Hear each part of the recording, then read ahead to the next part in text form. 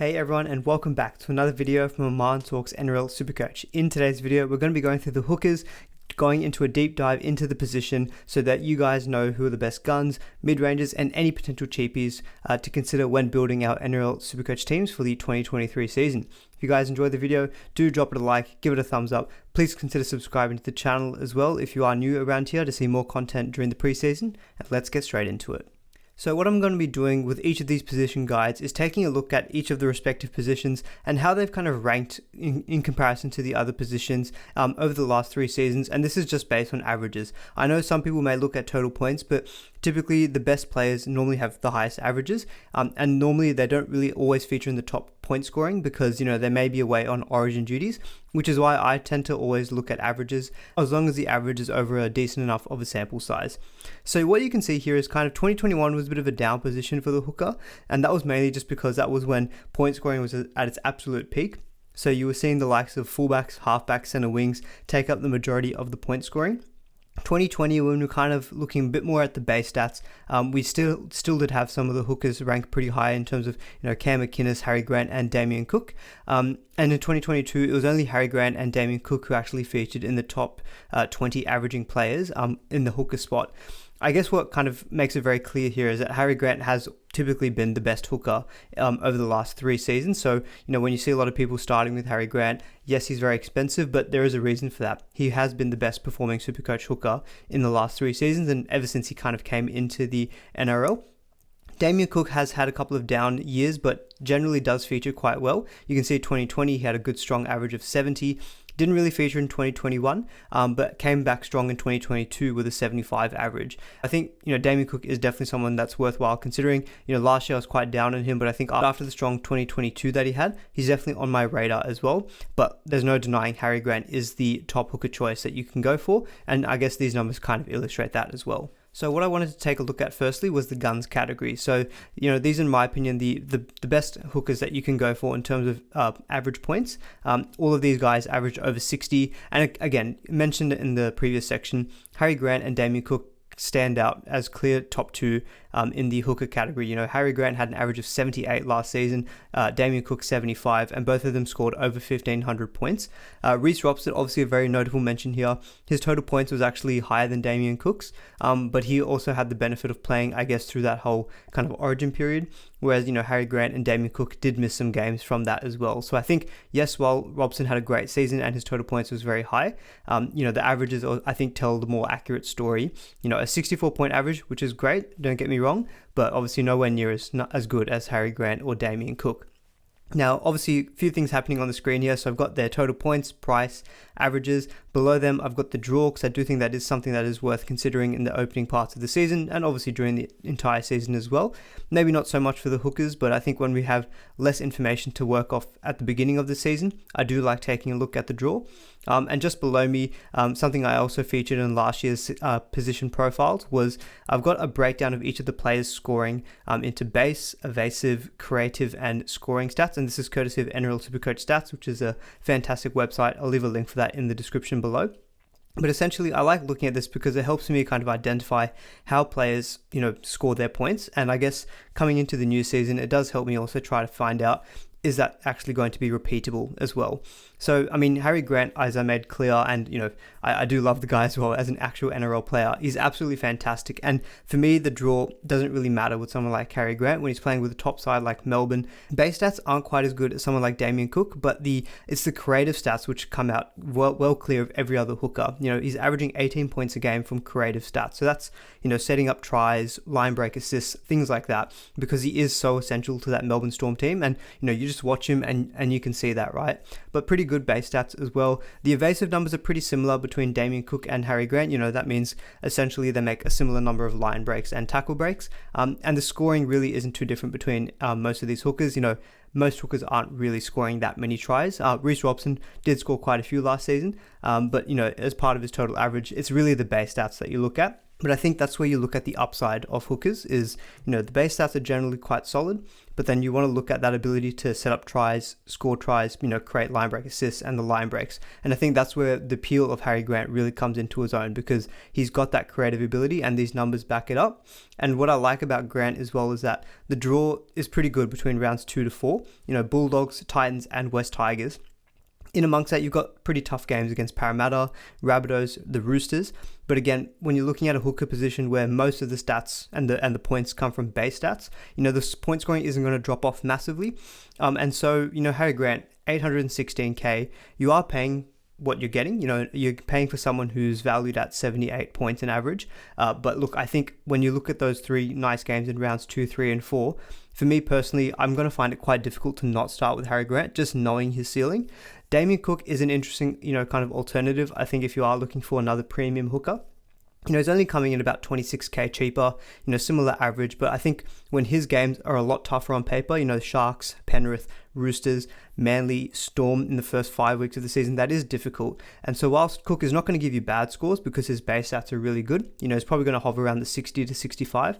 I'm just not sure in those opening rounds he's going to quite have the ceiling that Harry Grant will, just because his draw isn't as good. And so for me personally, if I was going for a premium hooker, spending top dollar, I would just opt with Harry Grant. He has been the best hooker over the last 3 seasons, and he's probably got a better draw than Cook. So for me, I'm probably going to look to go with Harry Grant if I were to go with a premium hooker. Reece Robson and Api Coruscant are a little bit more interesting prospects where, if you're looking to go with a gun hooker, but obviously try to save a bit of money. And Robson, he had a tremendous 2022 season. There was a streak where I think he scored about 4 or 5 tries in a row. But in amongst that, he was also adding to his game, a lot of try assists, line break assists as well. So the creative numbers obviously not quite as good as Harry Grant, but pretty similar to someone like Damien Cook. Base stats pretty comparable as well. Now, for me, I did show that Robson was in my initial draft, but I have started to waver my thinking on him. And the draw is really good. Like, the draw is immense for the Cowboys. You can look at those opening 6 weeks and there's really no outright difficult opponent there. Maybe the Raiders, but again, Cowboys are playing that game at home. Outside of that, you've got a Queensland Derby, which I guess could be a little bit difficult. But like Warriors, Titans, Bulldogs, Dolphins, it's a really, really good draw. Someone like Robson, I think you'd probably, if you are opting with him from the start, you'd be hoping for that, he's able to score maybe, say, 2 or 3 tries in those opening 6 weeks, maybe set up like 2 or 3 as well. And that way his upside can maybe match someone like Harry Grant, but you're saving like $120,000, $130,000. Still think I'm going to try to lean with Harry Grant because I think Robson had a breakout 2022 season. I think he still can improve. I'm just not sure how much more he may improve from Supercoach perspective. 64 points average last season. I feel like it maybe could get to 65, 66, which is obviously an improvement. And so you could take the chance of going with him at the beginning of the season when he's got that really good draw. But I'm starting to think maybe I just stick with Harry Grant, who I know is a known quantity. And look, if Harry Grant stinks it up in the first 2 weeks and Robson's absolutely killed it, you can always move down from Harry Grant, I guess, to Robson. But Grant, I think, just for me, looks to be the one that I'm probably going to lean with. But Robson really does have appeal, and he's probably who I'd prefer if I was looking to go for a gun, but at a slightly cheaper cost. I'd probably prefer him to Api Coruscant, just because Coruscant is a bit more of an unknown now that he's moved to the West Tigers. He's not in that, really slick Penrith system. Coruscant, you can see at his stats, his base stats are not quite as high as the other 3, and he relied a lot more on the kind of creative numbers. So, setting up the tries, the line break assists, which is obviously, that's a really good quality of his. He's a very kind of crafty number 9. And while the West Tigers have recruited well and they probably have improved as a squad, you're just not quite sure how they're going to click, I guess. And, is Coruscant actually going to be kind of getting those, the same volume of try assists and line break assists that what he was getting at Penrith? I'm just not quite sure. So whilst the draw is really good for Api, Gold Coast, Newcastle and Bulldogs in the first 3 weeks, I feel like I'd rather just go with maybe Robson just because he's got a slightly higher floor and maybe he's a little bit safer for, the mid-60 scores where Coruscant may be a little bit more inconsistent. And also minutes maybe might not be as much of a guarantee as Robson, especially if you see that Jake Granville isn't lining up in the Cowboys 17. There's a good chance that Robson could play the full 80 minutes. And he was playing pretty big minutes as well for most of last season, Robson.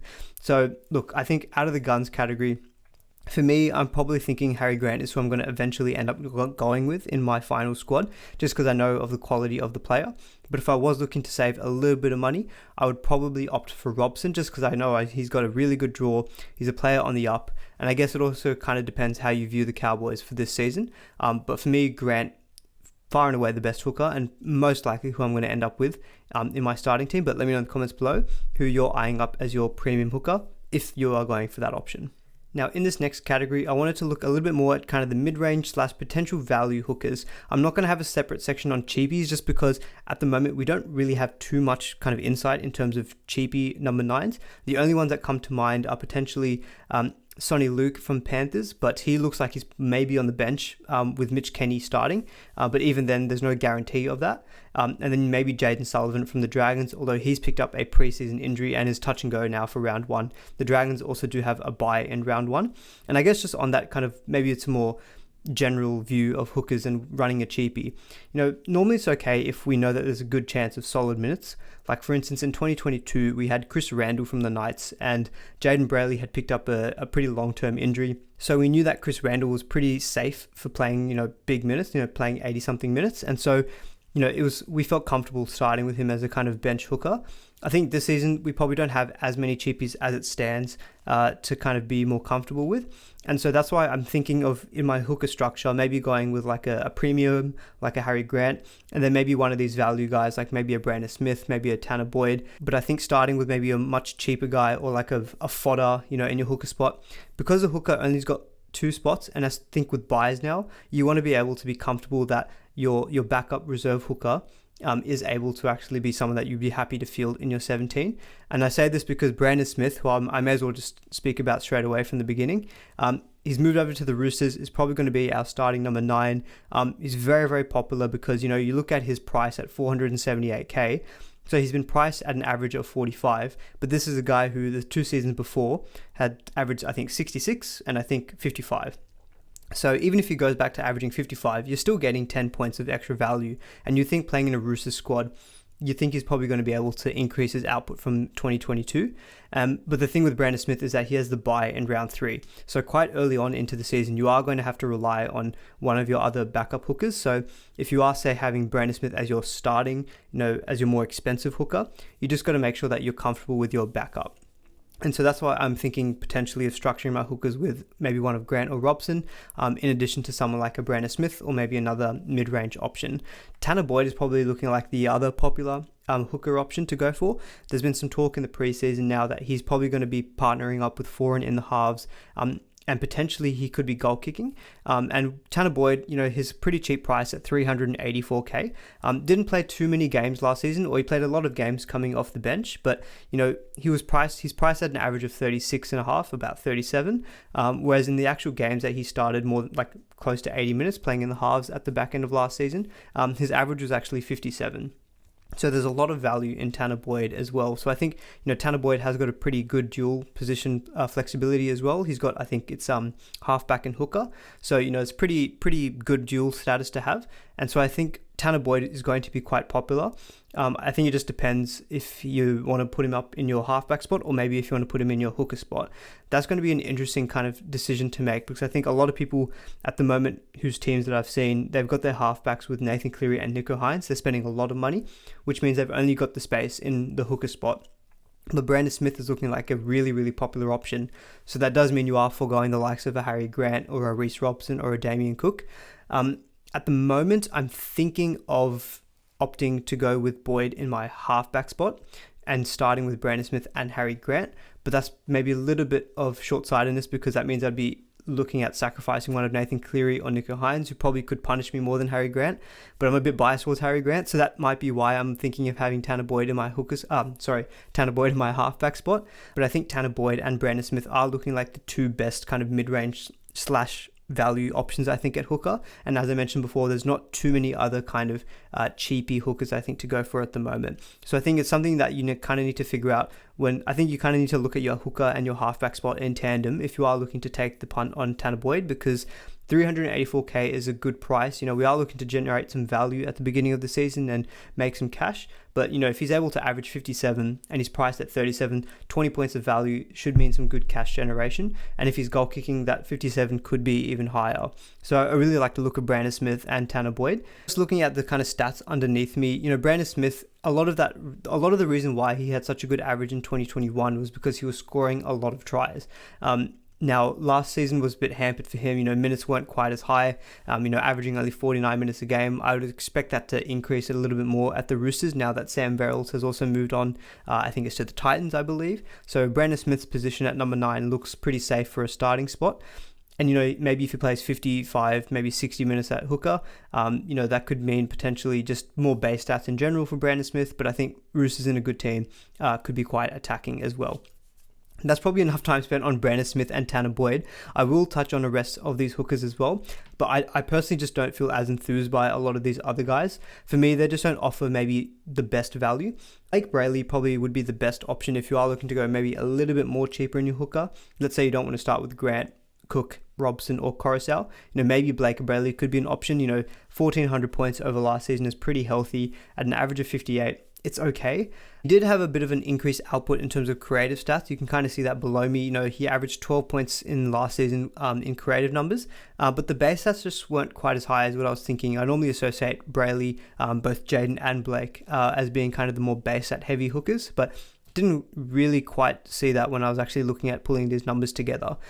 So for me personally, I think at 617k, I just don't see great value with either of the Brayleys, to be honest. Maybe I'd probably prefer Jaden to Blake. Maybe that's just because the Knights have got a better draw on paper and he comes in a little bit cheaper. Just kind of calling out a few of these other players here. You've got Jeremy Marshall-King, who actually ended the season really well. He's now moved over to the Dolphins, but again, Dolphins we expect are probably going to be struggling outfit this season. 610k does feel like a lot of money for what would be an unknown quantity, right? He's moved over to the Dolphins, not quite sure how they're going to go. So I feel like it's definitely a wait and watch for me. Reed Marnie is kind of in a similar position. He had a really, really good 2021. A lot of us started with him in 2022, myself included, and he just didn't quite live up to it. He averaged 55, kind of went back to what he was prior to the 2021 season. And again, moving over to the Bulldogs, there could be some potential value there. He could see an increase in his average to maybe 60 something. And we know that he does have that in his game. Just for me though, just when it's moving to a new team, especially when he's a spine player, I'm happy to wait and watch on Reed Marnie. Lachlan Croker had a pretty solid season as well, averaging 55. I've just made a correction as well on the slides, apologies. Aaron Clark, he didn't have an average of 57, he had an average of 47, but he did have a really good end to the season when he was playing at the lock spot for the Titans. And I just don't quite know if that's the way that they're going to go because, Tino does sometimes play at prop, sometimes plays at 13. I think he's better at prop, and Aaron Clark probably looked better playing at 13. So he's one who I've kind of got my eye on if there's potentially, some indication that he's going to start at number 13. Maybe he's a bit of a pod option that you could go for in your hooker spot, but again, bit of an unknown, so that's why at the moment he's not in my absolute preference. But I think given that he has shown that potential where he's playing in that different position to actually exceed that 47 price tag that he's got, Aaron Clark does seem a little bit interesting to me, but probably is not going to be ahead of Brandon Smith, who's coming in a little bit cheaper. Tom Starling, I guess you could throw in, Wolford as well, but the problem is that they share minutes with each other. I know Tom Starling does seem to have a bit of a he has a good reputation, I guess, in the Supercoach community because he's a very exciting player when he comes on. We always just want him to play the extra minutes, but it just doesn't seem to get it from Ricky. So for me, Starling feels like a bit of a risk as well, starting with the beginning of the season. And same as Wolford, they're going to share minutes off each other. Tanner Boyd I've spoken a lot about already.